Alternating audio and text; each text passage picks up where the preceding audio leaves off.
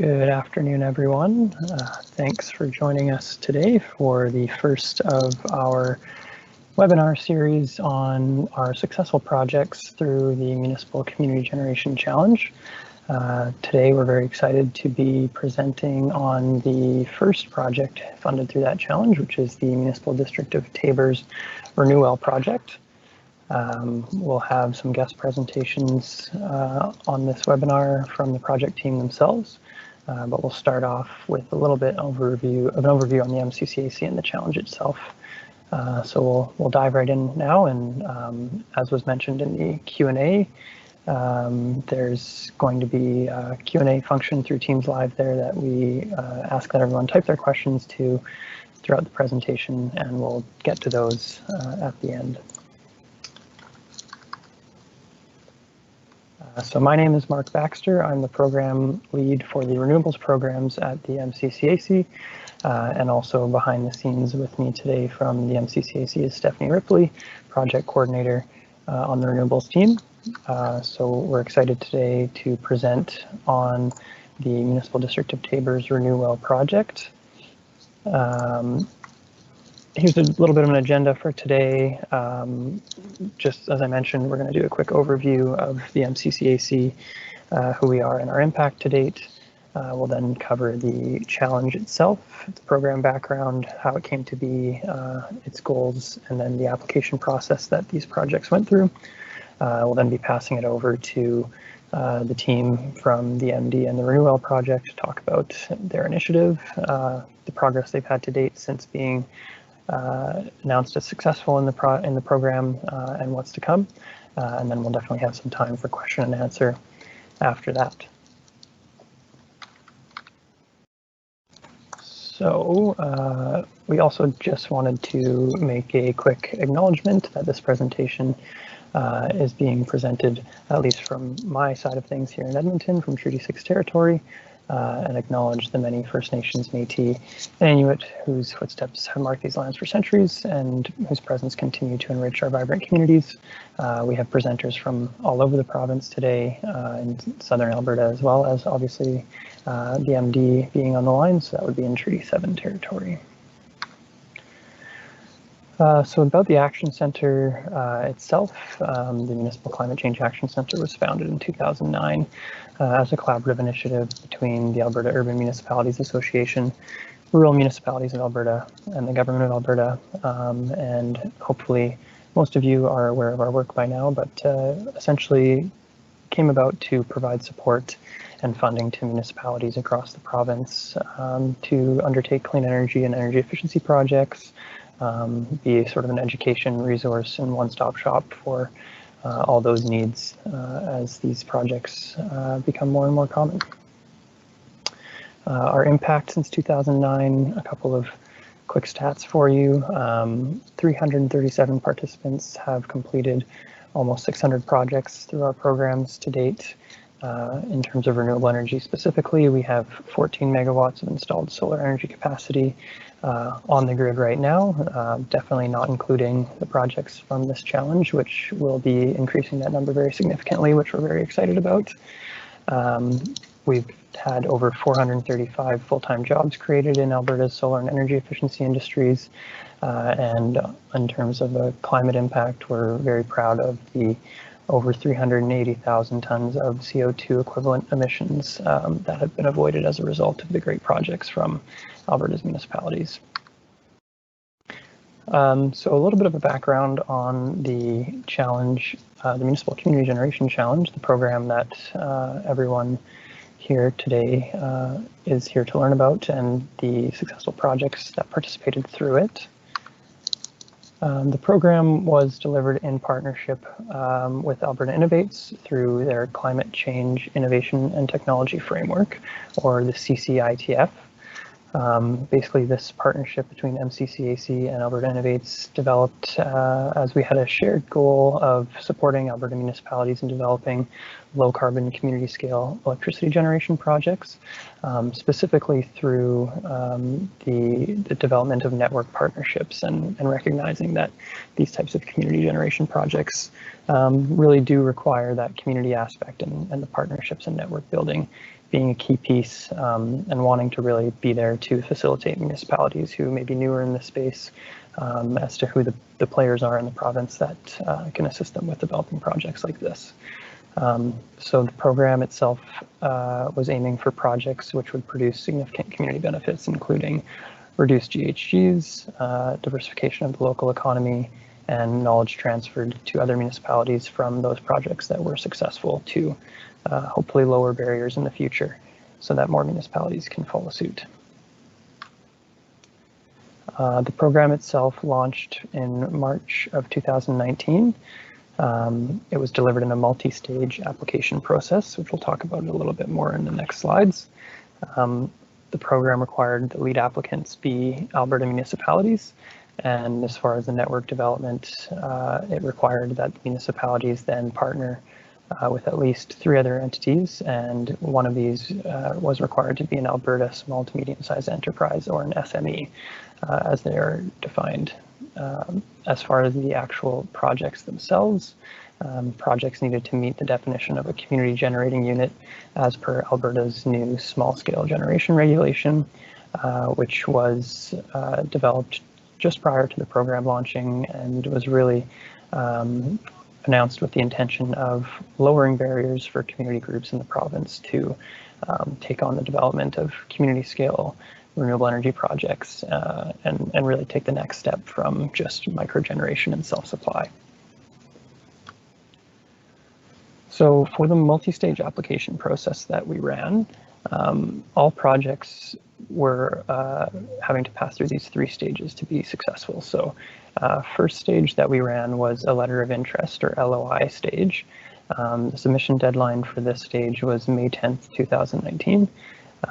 It was basically an open call to all municipalities in the province to submit a letter of interest indicating that this challenge might be something that they would be wanting to participate in, regardless of sort of how far along they were in their process for their projects, to give us a better sense of the level of support needed. We ended up receiving 43 letters of interest from municipalities across the province. And really at that point, we were just making sure that these were meeting the very basic eligibility criteria sort of mentioned on the previous slides in terms of municipalities as the lead applicants, the projects being something that could meet the definition of a community generating unit, and so on. So all 43 of those municipalities were then invited, if they were interested, to submit a formal expression of interest by August 9th of 2019. And we ended up having 21 municipalities move on to that stage once they learned more about the process that would be required for the application. And so at that stage for the EOI, those 21 municipalities submitted more detailed information on their project and a high-level look at the network that they would be looking to develop to bring that project forward. And that stage also involved more support from Alberta Innovates in really facilitating those network connections for those projects that at stage 1 maybe were very interested but didn't have much of a good grasp of the landscape for these types of projects. So it was really facilitating those relationships and building those networks. The final stage, stage 3, was the full project proposal, or FPP stage. So the municipalities that had submitted expressions of interest were screened down, and 10 were invited to submit full project proposals by January 8th, 2020. So those 10 municipalities had the strongest projects at the EOI stage and were invited then to submit basically a full proposal for the development of the project and provide a presentation to the review committee, which consisted of staff from the MCCAC, Alberta Innovates, and other industry leaders. And from the review of those full project proposals, as well as the presentation, 2 projects were selected for funding, one being the Municipal District of Tabor's RenuWell Project, which we're here.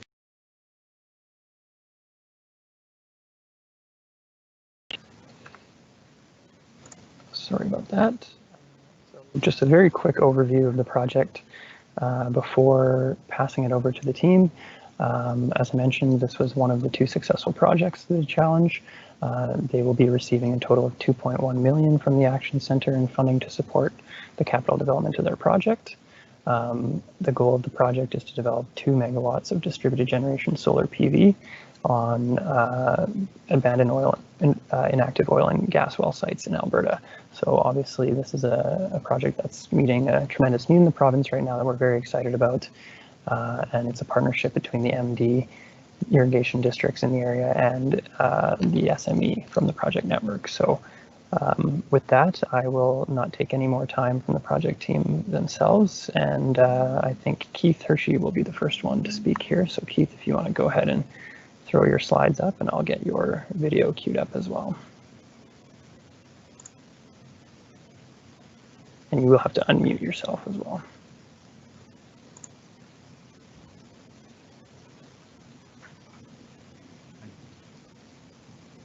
Mark, I'll be doing the initial. Oh, you're going to take over first, Brian. Okay.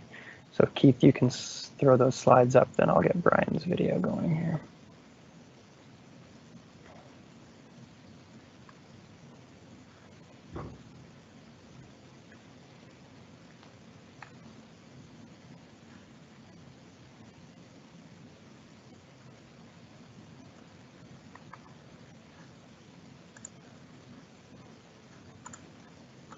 Just 1 second, I've got it here now. All right. Okay, so you're up there, Brian, now with the slide deck, so go ahead. Okay, thank you, Mark, and good afternoon, everyone. My name is Brian Piers, and I work for the MD of Tabor as their Director of Municipal Lands. Before we get going, I'd first like to sincerely thank the MCCAC and Alberta Innovates providing the RenuWell Project the resources to undertake this project.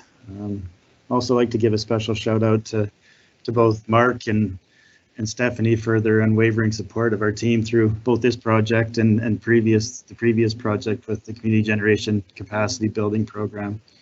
And we'll talk a little bit about that later. But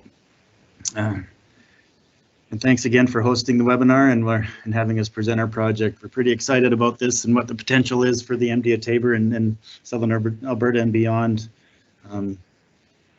Today I'm here with Keith Hershey of Elemental Energy and the founder of the RenuWell concept, and Trevor Helwig from St. Mary Irrigation District and Irrican Power. I'll kick off the presentation with a broad overview of why the MD became involved with the project and a bit of state of the union on what the MD is dealing with in respect to issues associated with the oil and gas industry here in Southern Alberta. And Keith will follow to deliver further details of the larger project, and Trevor will give a little background from Irrican Power's perspective as ultimately the owner and operator of the generation project that we'll be constructing. The MD of Tabor first came involved with the project when the MD was approached by Keith representing the RenuWell project. He came to the MD asking about the municipal process and the requirements of developing these small scale projects on abandoned oil and gas wells and sites. And at that time, we hadn't had any similar requests from our development team, and we weren't sure exactly what to tell them, and we didn't have all the answers. So luckily at the time, we had the opportunity in 2019 to apply for a grant funding through the MCCAC to answer some of the questions that Keith was asking and develop a bit of a policy framework to help both the developers and the landowners to navigate through the development application and permitting process. A substantial element of that project was undertake stakeholder consultation with a wide range of groups, the farming and irrigation district, or communities, other municipal partners, the oil and gas industry, solar industry stakeholders, the AER, the Alberta Energy Regulator, and the Orphan Well Association, as well as Alberta Environment and Parks. So it was a process. Topics addressed through the consultation with these agencies included future reclamation of some of these sites, obligations, emergency response plans, assessment and taxation, considerations, impacts to the municipal infrastructure, developing an economic business case for the model, and then looking at different ownership options for these solar projects.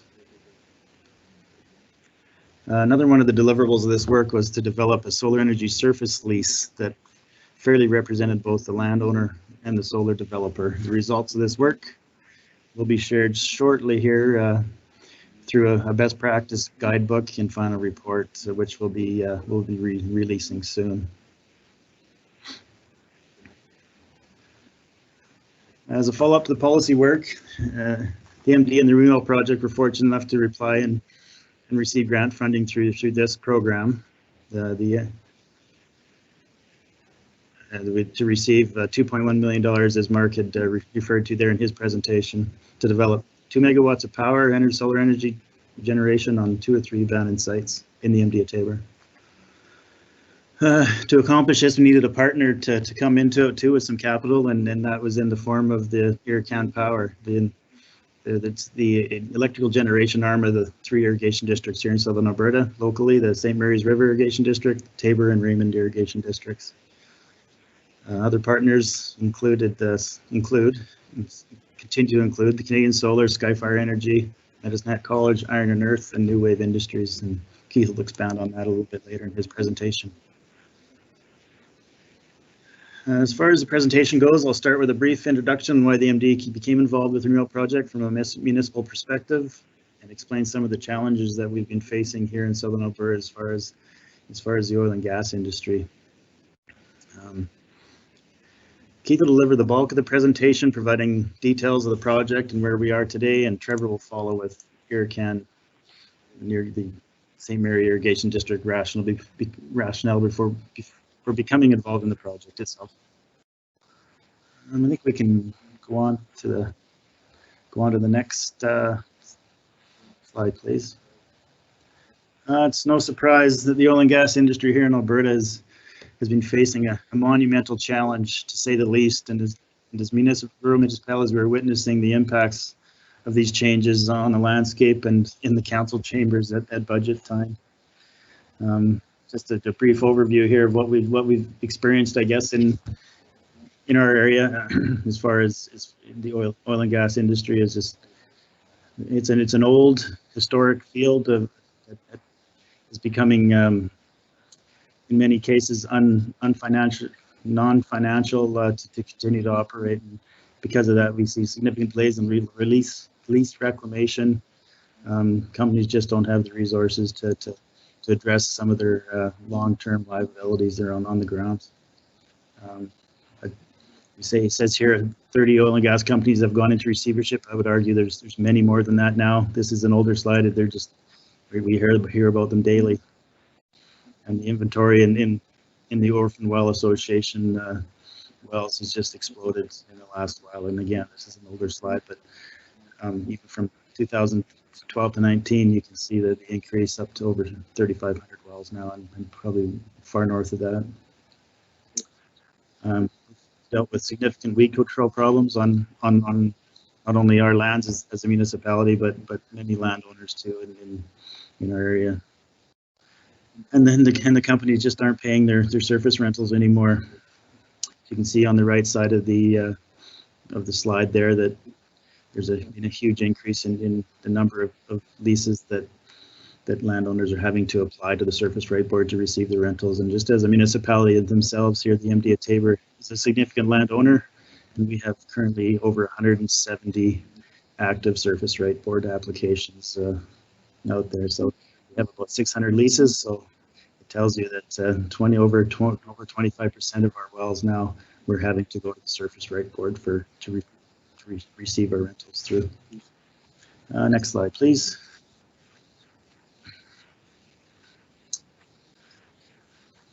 Just a little bit of a repeat here of some of the same issues that we're facing. Again, as far as the industry goes, and next slide, Keith. I think we covered most of that. So you can see, specifically to the MD at Taber, it was a very busy oil and gas area over time.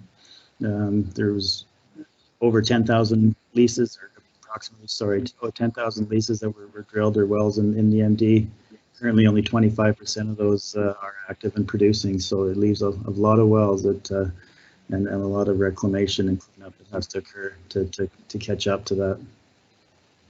And just as far as dollars and cents too, there's just A lot of taxes that aren't being paid, a lot of rentals that aren't being paid. Just again to its relevance to the MD at Tabor on the bottom there last year in 2019, we did not receive $1.7 million in assessment or taxation from oil and gas companies. So it's a significant hit to our budgets. Next slide, please. Just some of the pictures that these are all taken on empty Tabor lands. The weed issues are becoming increasingly problematic to the landowners, and on leases not only abandoned or leases companies that have gone abandoned, but many companies are just now, because of the financial situation, are not adhering to some of the conditions of their surface leases, and weeds is a big one. Just fire hazards and just spreading those weeds spreading off lease onto their other lands. Many companies are now just saying that it's your responsibility. We don't have the means to do it, so it's falling on the backs of the landowners, and by them doing that too, it creates some liability on them by going onto some of these sites not knowing exactly what they're getting in themselves into. And we've tried talking to the different groups as far as the Surface Right Board, Environment, and RenuWell. It's just not receiving a lot of support from them. Ultimately, telling us it falls back on the land. Next slide. All right, I think with that, we're going to turn it over to Keith to continue. Thank you. Thank you, Brian. As Brian pointed out, the MD of Tabor is an area in southern Alberta that was a hub of the conventional oil and gas industry, where fields were discovered there in the early 1960s, and development continued for many years up until the early mid 2000s. Myself, my own background is from the oil and gas industry, and grew up in Tabor. And one of the things that's really obvious is that a very large number of wells were drilled between 2000 and 2019, where there was a lot of effort put into trying to recover production from the conventional gas and oil fields in southern Alberta. But in spite of all of this drilling activity, the production of both conventional natural gas and conventional oil continued to drop in the province. So today, while we are now Alberta is producing more oil, at least on face value, than we ever have in terms of above 4 million barrels a day, most of this is actually bitumen from northern Alberta on conventional fields. These conventional fields in southern Alberta peaked in the 70s, and they just have not been able to recover. So this is a major impact for the rural communities, everything south of Edmonton, as the oil industry has really shifted both in Canada to the oil sands, but also in the US to the oil shales. And it's a worldwide problem. Not just in Alberta are we seeing this shift in the oil and gas industry, but also worldwide. And one of the big issues here is that the cost of these unconventional fields is increasing. It's much more expensive to produce gas from fracturing and bitumen and shale oil from fracturing than it is to produce conventional oil. But at the same time, because of the price volatility in oil and gas and some of the breakthroughs in technology, which I'll talk about in a second, we're finding that the cost of production is actually higher than the cost that, or the price that some of the remaining conventional producers are able to produce for. So as Sheikh Yamani pointed out in the 70s, that the Stone Age didn't end for lack of stone. And we're really in this place now where the oil industry is in a transitional phase in many parts of the world because of the underlying economics of the unconventional recovery. At the same time, we've seen major breakthroughs in the renewable energy industry. The DOE put forward a sunshot program in the year 2010, where at that time it was about $4 a watt to put solar panels out.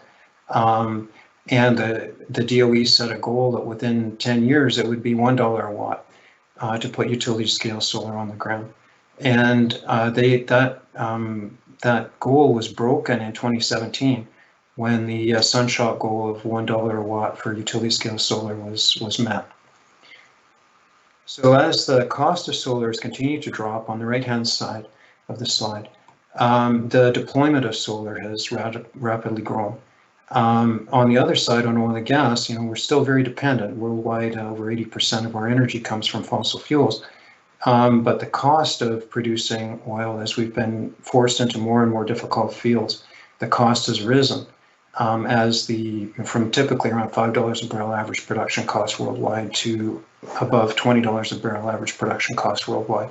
And some jurisdictions like Alberta are higher still. So as we're now at this tipping point where the effective cost of producing electricity or energy with solar is equivalent to about $20 a barrel, and the cost of solar continues to be declining. But there's challenges with that. And we've had some major breakthroughs in renewable energy costs in Alberta in the past few years. We've set record low prices for wind and solar generation. But the problem with that is that these large projects, in order to achieve an economy of scale, typically require large land allocation. They frequently need costly transmission and distribution upgrades, which then get passed on to ratepayers. And they also rely often on experienced crews, which are coming from out of province. So we're in this interesting situation in Alberta right now. We have over 150,000 inactive wells and associated facilities. And this is occupying a minimum of 300,000 acres of land that are going to require reclamation. And at the same time, we've had goals of 30% renewable energy by 2030, which is equivalent to 5,000 megawatts of planned generation. And at current figures, this would take somewhere between 30 and 35,000 acres of land if we were going to put this under solar. And so really the idea is, how can we reuse some of this land, which already has existing power lines and roads, for solar, but do it cost effectively in a way that we can compete with the utility scale solar prices. So the background of this was I had the chance to spend about 4 years working with the AER and talking to the Orphan Oil Association, the Alberta Energy Regulator, and others about how we could, and oil and gas industry representatives, renewable energy people, to look at ways that we could feasibly do this work. And it came, as Brian mentioned, to about in early 2019, we had a pilot site identified, but we learned that there was a whole other layer in terms of the municipal government policy that wasn't in place. So this led to a need to develop this policy framework. And fortunately, the Municipal Climate Change Action Center had a program for community solar capacity building. And we received funding for this program, and this enabled us to develop a whole series of municipal government policy framework that can enable the transition of these sites. And as Brian mentioned, the first and most important step of this work was the stakeholder engagement. And we had very intensive stakeholder engagement with landowners, municipalities, renewable energy stakeholders, oil and gas stakeholders, and so on. Across the board, we had very positive support, especially from the landowner side. More than 93% of landowners indicated that this cleanup of oil and gas facilities was a priority. 86% also supported renewable energy projects, and 83% were interested in having a solar project on abandoned leases on their land. And 73% felt the project would overall be beneficial. There was no, out of all the interviews we did, we didn't find, or surveys we did as well, we had no one who said that this would really be a bad idea. As well as part of the consultation process, we met with the Alberta Utility Commission, Alberta Agriculture, Environment and Parks, all the other organizations Brian mentioned, and we had very strong support across the board. Interestingly, one of the stakeholders that was not as involved in the early stages was the oil and gas sector, but they came on in very strong support towards the end of our consultation process. And we're still working with the utility sector to find ways to really streamline the interconnections on these projects. And this has been partly as well of the overall utility commission process for distributed generation and distribution system inquiry that's going on at the AUC. Overall, we feel that there's a lot of benefits to the MD of Taber, and as part of the project, as Brian mentioned, there's a complete set of templates which can be used by other municipalities. We have a draft guidebook in place that covers all of the processes and procedures at the current state of where things are today, and a number of templates for the issues that that you see here. And these will all be available on the MCCAC website.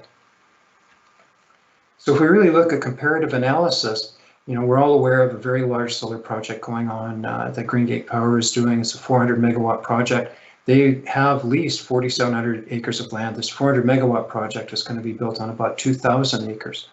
And it turns out that if we reuse 25% of the inactive leases in the MD of Taber, this would give that same 400 megawatts of solar generation capacity, but would not remove any additional land from agriculture. So if we look at what the potential benefits are for the MD of Taber and why they wanted to be involved, is it really gives a way of dealing with this, at least some of these 3,000 inactive wells in the area, and hopefully will accelerate reclamation on some of the others. And it reduces the pressure to use agricultural land for solar projects. As well, we're hoping that this can provide lower energy costs by offsetting transmission costs, and it can help replace some of the tax revenue that's been lost through the oil and gas industry winding down in the area. And as well as it can establish the MD of Taber as a leader in energy diversification. And played out on the provincial stage, if we converted 10% of the inactive leases in the province, this would give more than 6,000 megawatts of solar generation with all of the economic benefits and that you see here. And lastly, we're aware that this is a worldwide problem. Energy transition is happening everywhere. And Dave Hardy, who's the head of the liability management branch at the Alberta Energy Regulator, is also a member of the World Energy Council. And he was one of the primary authors last year of an insight brief that looked at this inactive and abandoned liability issue for the oil and gas industry around the world. And they came up with a number that over $300 billion is at play in this area, and that there's many benefits for transitioning this existing infrastructure in terms of economics, carbon balance, energy balance, or any way that you want to look at environmental balance. It's really a win-win across the board. And so we feel comfortable that if we can do this right in Alberta, that we have a tremendous opportunity for export into other markets. And so with that, brings me to the place where we have touched on the pilot project that Mark has mentioned at the beginning, and I will turn the slides over to Trevor Helwig from Iracan, St. Mary River Irrigation District, who has taken on the primary role of site ownership and leadership in getting these projects on the ground. Thank you. Thanks, Keith. So Irrigation Canal Power Co-op, in short, is Iracan, and in partnership with the MD of Taber and RenuWell, we were able to access some of the MCCAC funding, which is being implemented with Alberta Innovates. So the project total is 2.1 million.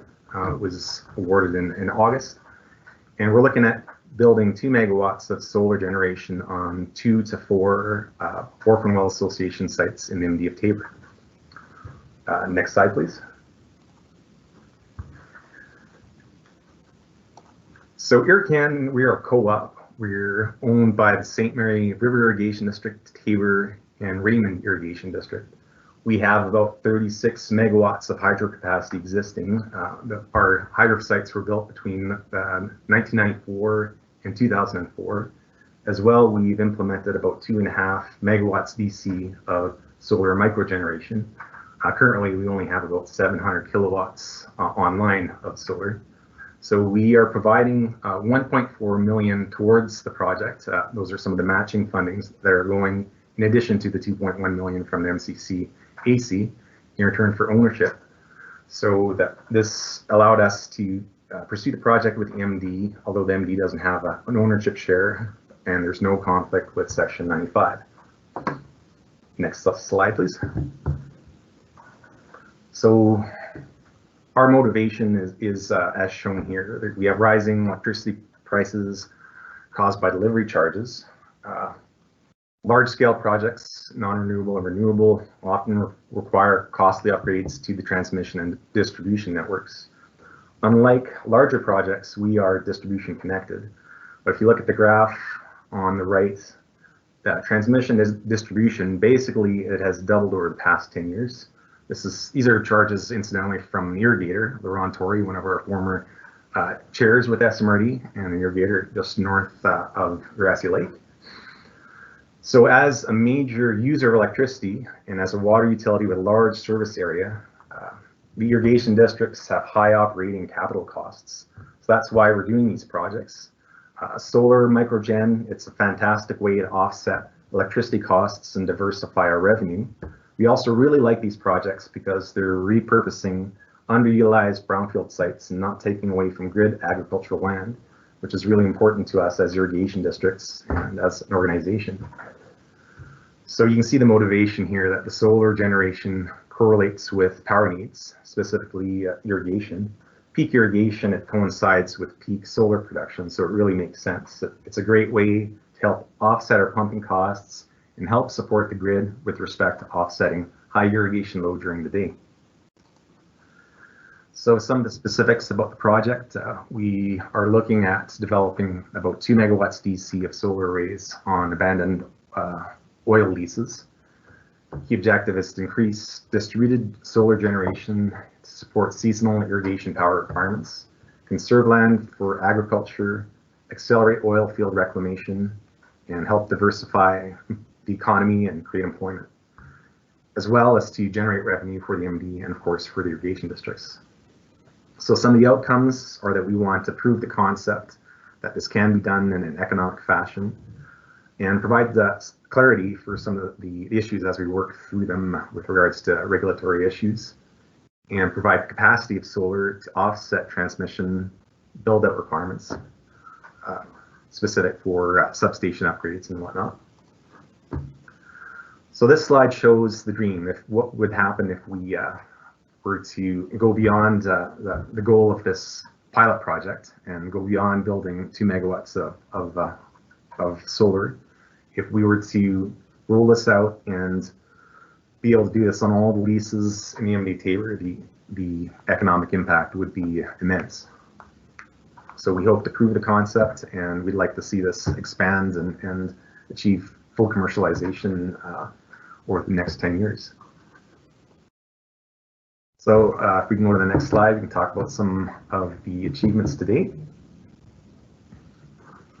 We're currently still in the development stage, but we've completed the feasibility studies, and we've got the land secured for the best sites. And we're working away at interconnection to get everything ready for construction in a couple months. We've completed 9 high-level studies. We're only keying in on 2 to 3 sites for this pilot project, but we wanted to look at other sites that could potentially be used in the future. So the first site's approved for under the Small Scale Generation Act, and the development permit is initiated as well for that first site. As an irrigation district, we are considered a community group. Oh, sorry, I've jumped forward to the next slide.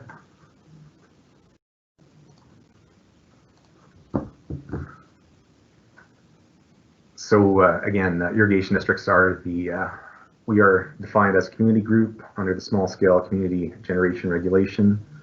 We'll own the generation project, and we're really keen to diversify our revenue because we've always been very dependent on government support from the provincial governments through the IRP program. Irrigation districts are very capital intensive for our works are spread out over such a big area. So it's really important for us to be able to diversify our revenue and help support our water conveyance works. We will support the MD of Tabor through the project with $33,000 annually through lease rentals. as well job creation through the project directly, economic diversification, greenhouse gas savings, and energy security are all side benefits. And with that, I'll turn it back to Keith to help wrap things up, to present the project team in summary.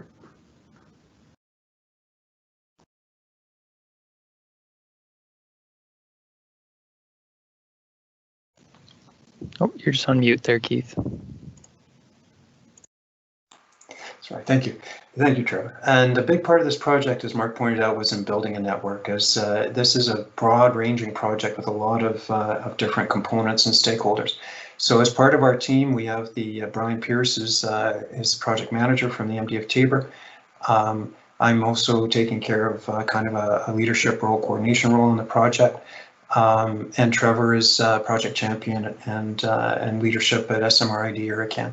As well, we have support from Daryl Bennett from the landowner side, Ryan Trini at Canadian Solar, who's a primary partner and a partial funder of the project, Dave Von Esch from Skyfire, Liam Hildebrand from Iron and Earth, and the Iron and Earth organization is helping us along with Medicine Hat College for a worker retraining program, or worker upskilling program, so that Indigenous and oil and gas workers can have the opportunity to work in transforming these projects, as well as Larissa Stendy, who's been one of our primary people in terms of communication, stakeholder engagement.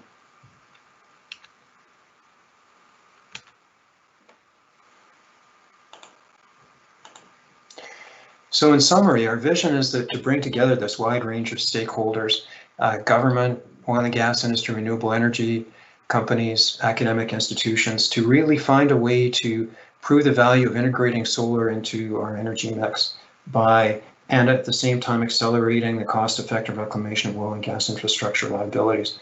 We really want to help develop a model for sustainable energy and environmental bond that will avoid these kind of problems in the future and will help Alberta achieve the clean power generation and greenhouse gas commitments that have been made without sacrificing agricultural land base. As well, we want to help retrain oil and gas workers or upskill oil and gas workers so that they can bring their existing skills and talents to help diversify the energy infrastructure in Alberta and establish Alberta as a world leader in the integration of conventional and renewable energy systems. So I'd like to acknowledge the MCCAC for all the support that they've given, as well as Municipal District of Tabor. Derek Razan, who was a former CAO at the MD of Tabor, was a very big part of this project. Dave Hardy at the AR, Action Surface Rights Association, and the RenuWell Project team, as well as the Orphan Well Association. And a big thanks to the Municipal Climate Change Action Center for all of the great support that they've been, both technical and advisory, as well as financial. So with that, I'll put forward questions and leave it to Mark to wrap us up. Yeah, perfect. Thanks, Keith. So I'll just throw my slides back up here to close things out. And hopefully this works. Yeah, so thanks so much for that presentation from the RenuWell team. Certainly a very exciting project, and we'll be eager to follow it over the coming years here. So obviously there was a good update on the work that's been done to date, but there's lots more to come, and our intention with these projects, as mentioned, having a large knowledge transfer component, is to continue to keep updating the province at large with the progress, hopefully with at least a couple more webinars on the progress as these projects continue on, and then once they're complete, and hopefully we can report back on some successful pilots. So we've had some questions coming throughout the presentation already, which is great. So we've got 15 minutes here to start answering some of those. So Stephanie, I'll maybe hand it off to you, and you can read a few of the ones that were early in, and we can go from there. You bet. So the very first one, which just in case anyone's not following the Q&A box, there was a question about whether this will be recorded, and yes, it is being recorded, and a recording link will be sent to all registered participants in the next few days. So if you weren't able to catch the whole thing, you'll have a chance to rewatch it later. Next question was, how much tax will be paid by RenuWell for this project, please? And I'll let anybody that wants to jump in on that. Yeah, I think it was mentioned briefly in the slides, but maybe one of you from the team want to just clarify exactly what that would be. Yeah, I would say that this is Keith, and the tax structure is basically according to the similar to what the Elemental Energy project in Brooks has been assessed at. That it's sort of I can't remember the exact numbers. I'd have to get back to you on the exact numbers on that. But the total lease payment and tax for the municipality would be about $33,000 per year for the projects.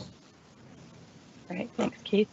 Next question we have is, what if landowners got these wells reclaimed, turned them back into farmland, and didn't put solar on them? So I guess an alternate scenario, how Sure. would that differ from what's being proposed? Yes, I mean, certainly what we've found is that, like, the vast majority, I believe that the vast majority of the leases should be turned back to farmland or to original use. We only really require a small percentage to put enough renewable energy on the grid for Alberta. And as well, we're basically targeting the less productive farmland because effectively, the prime agricultural land should go back to agriculture. A lot of the wells in irrigation country have been drilled in the pivot corners, which is less productive, and this also gives us a base for putting in renewable energy near the site. The benefits of obviously there's many benefits for going back to farmland. Unfortunately, as you know, there's tremendous expense, and it likely is going to take a long time before all of the sites are converted back. With the way we're struggling with things now, considering the 1.2 billion the feds have given us is only going to touch a fraction of that. And then the other part is that when it goes back purely to farmland, then the municipality loses the tax revenue as well. So this is another part of kind of taking burden off landowners who otherwise would have to come up with that tax base. This is another way of kind of doing economic development, which will lessen the tax burden on landowners. Great, yeah, and I think also maybe just to clarify, in case the concern from this individual is that it's obviously a completely optional route to take, and this is not a mandatory rollout across the MD that every site will be filled with solar. So. And the next question that we've got is about could the polluters, I guess the sort of the question of why is this the best option as opposed to the oil and gas industry who initially caused the land to need reclamation, cleaning up the contamination as it should be stated in their contractual agreements. Yes, that's a very good point too, in terms of, and I guess I wasn't clear, is that within this, the process which we are working on, that the oil and gas company has to still abandon the wells, seal, protect the groundwater, put back the topsoil, and begin the reestablishment of vegetation. So all of the standard steps that need to be done still have to be done by the polluter, by the oil and gas industry. What is different about this is that also within the existing framework, the oil and gas company would have to remove the roads and the power lines. And then if a renewable energy developer was coming in, they'd be putting in new roads and new power lines. So effectively what we're doing is saving the money for the oil and gas company from not having to take out the roads and power lines because they're going to be reused. And then also there's a period of time after the land or the topsoil is put back and everything is reseeded. There's usually a 3 to 5 year period to monitor vegetation that the oil company is responsible for. But the solar developers are quite willing to take responsibility together with the landowner to take responsibility for that step of the reclamation phase. And that's another cost saving for the oil and gas industry. Great, thanks, Keith. Next question we've got is, do you see oil and gas companies using this project model for their own low production sites before wells are orphaned? Yeah, one of the primary things, my background is from the oil and gas industry, and I spent a lot of my career on enhanced recovery, like CO2 injection and at the Weyburn field, CO2 sequestration and so on. And one of the big power costs in any of our mature fields is, one of the big costs is electricity for running all of the pumps. And the best business model for this approach is actually for oil and gas companies to use some of the less productive leases or inactive leases that that are reaching out of production within the field, and then to put the solar in place to help offset the power costs for producing existing resource. And that's also helpful for things like CO2 EOR or CO2 sequestration, because you could be extending the life of the field by using this by the solar energy to offset some of the power costs. Great, thanks, Keith. And there was a good note in the questions about asking the questions first that have been upvoted, and I'm definitely going to go to that model because we're getting lots of questions coming in. So we'll try and publish them as quickly as we can. And if you have a question that aligns with one that's already been asked, just click on the little check mark, and we'll make sure that those get to the top of the list. So the next one. Can the solar project on these sites be combined with agriculture, crop, or pasture? Yes, that's absolutely an important point too, is that as we've been working primarily with landowners as the primary stakeholders here, there are many types of crops that grow that are very shade tolerant and grow well in this environment. We've also done quite a bit of discussion with landowners and with Alberta Environment about any of the sites that would be that wouldn't be cultivated, but would go back to more sustainable ground cover, that we would use these as planted back with native plants. And many of the solar projects in Alberta already are starting to use sheep for grazing, for weed control. And so that's some of the models we're looking at, as well as honey production as another part of this as well. So yes, we're definitely wanting to be as closely integrated with the agricultural side as we can. Great, thanks. And I think you've sort of answered this, but this is, did any of the sites require remediation prior to converting to solar, or were sites with minimal environmental impacts specifically selected for solar conversion to solar? Yes, one of the things the AER asked us originally, well, I guess there's part of this process has been enabled by an additional regulation through the AER specific enactment directive 2002. And it clearly states that the landowner can give permission to leave the power lines and roads in place for future development.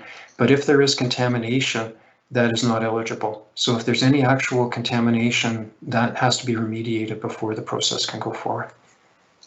Great, thanks. And the next one we've got, are you getting much interest from oil and gas owners to take ownership stakes in their own wells, or are you just focusing on orphan wells?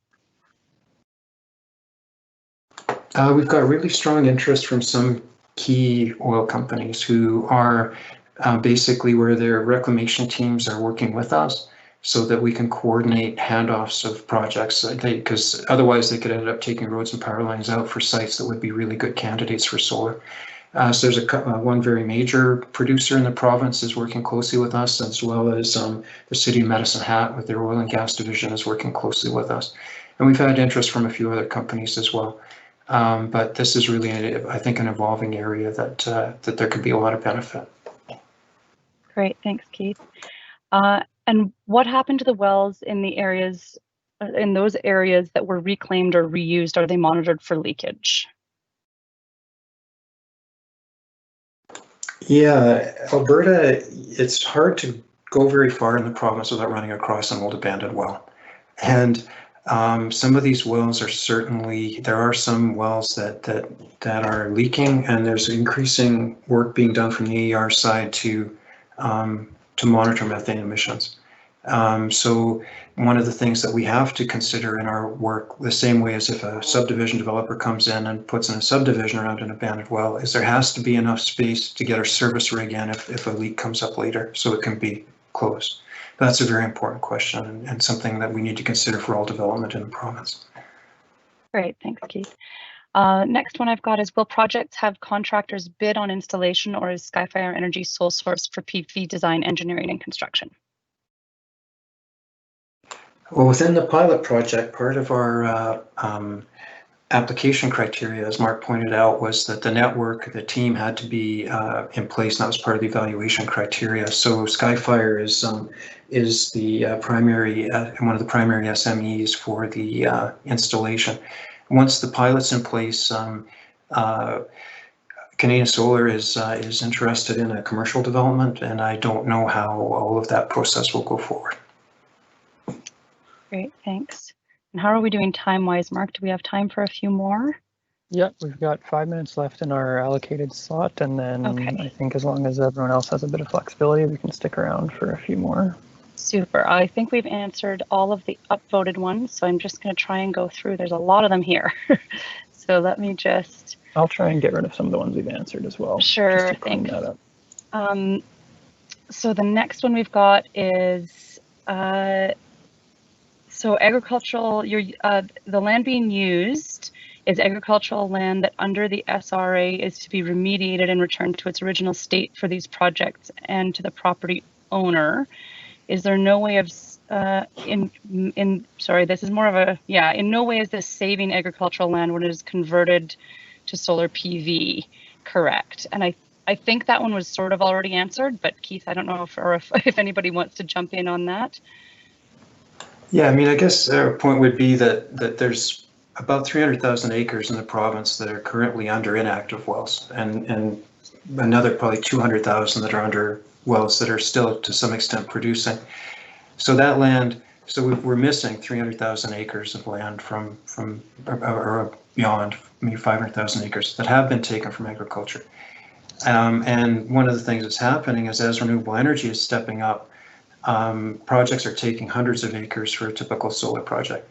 So in a way, we're not able to give back the land that has already been taken, but by reusing the land that's already been taken, we're not taking any additional from agriculture. I guess that's the point we're trying to make. Super. Yeah, thanks. Okay, I think this is a new one. Will future RenuWell pilot projects focus on inactive well sites that can be distribution connected only, or both distribution and transmission connected? Are there any costs incurred to upgrade the local electrical infrastructure to allow solar project grid connection? Yeah, grid connection is the primary thing in any renewable energy project in the province right now. It is a major issue across the board. Our intent is to use this as a way of putting generation close to load. So our preference, a strong preference, is to work with distribution networks and to work in areas where distribution upgrades have been identified. Like, for example, in our pilot areas, there's been distribution upgrades, transmission upgrades identified because of the large loads for irrigation. So we basically want to use this strategically to put power generation close to load and to avoid these incurring any more costly upgrades to the system that can be avoided in other ways. As well as with AirCan, we've looked at the feasibility of using pumped storage as another way of kind of buffering and using non-wire solution to reduce some of the increasing cost of delivery in the province.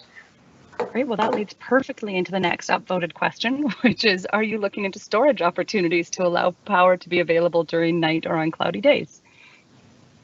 Yes, in terms of pump storage, as well as also we've been looking at strategic battery storage locations as well. So that's absolutely a very good point. And hydrogen is another important component of that as well. Great, thanks. And next upvoted one, have you looked into the idea of stacking panels to maximize solar capture on some of the smaller area sites? I'm not sure exactly what they mean by stacking panels, but I'm not sure. Bill, could you clarify maybe, unless someone else has a sense of what that means? I mean, ultimately, solar modules can't be put on top of each other. There are typically ground mount arrays. Yes. Do have a number of modules in sort of stacked, if you will, but one above the other. And I imagine that most of these sites would be deploying that type of mounting structure. And Keith, are you looking into bifacial modules in these cases as well, just to maximize production? Absolutely, that's something Canadian Solar has really brought. Is that Canadian Solar is coming forward with the bifacial modules and also single axis trackers for these projects. When I started this, but to give you a really interesting sense, when I started this project in 2015, late 2015. I looked at how much generation capacity we could put on a 2-acre site. And at that point in time, with the panels that existed at that time, it was 300 kilowatts per location. And now in the same 2-acre piece of land, we can get 750 kilowatts. And if we pack things in a little bit tighter, and with the next generation of panels that are coming out next year, we can get a megawatt on the same 2-acre site. So this is really one of the things with solar that I think is underappreciated, is the technology is evolving very rapidly, and the land use efficiency is really, really improving with that. Super. I'm just going to jump in with a quick time check. So we're at 2 o'clock, and I recognize probably a lot of people on the line have to leave, so that's totally fine. As was mentioned, we have a recording of this that will be going up after. So if there's any questions you were looking to hear that you can't, we'll be sure to post that online and you can check them out later. For our panelists here, are you all okay to stick around for 5 more minutes or so to get through maybe a couple more of these questions, because there's some good ones, and then I'll wrap things up? Yeah, I'm okay. Is Trevor, Brian, are you guys okay? Sorry, I'm dominating the questions too. Sounds good. Keith, Yeah. and yes, I can stick around.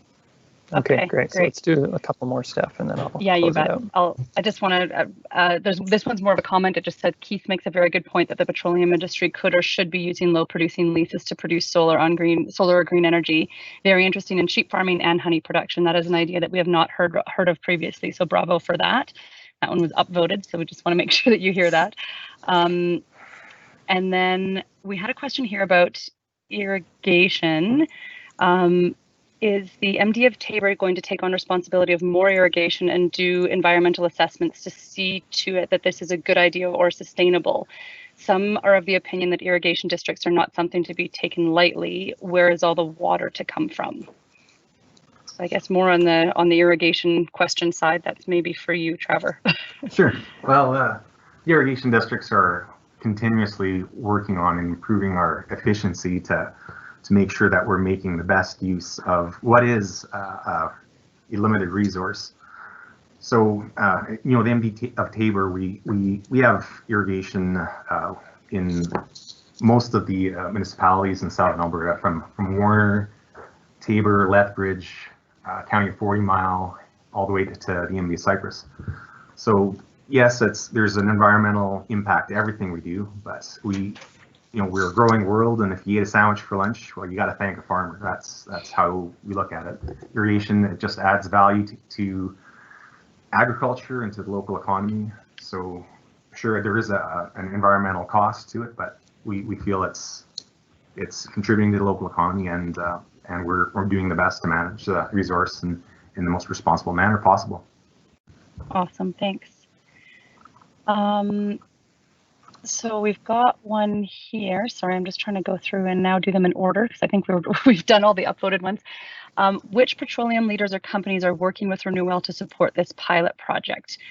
We concern greatly about methane leakage and how much space is required to get a service rig in to remediate that should cement the rot or the methane, take a path of least resistance, especially on old injection wells formerly used for enhanced oil field flood programs.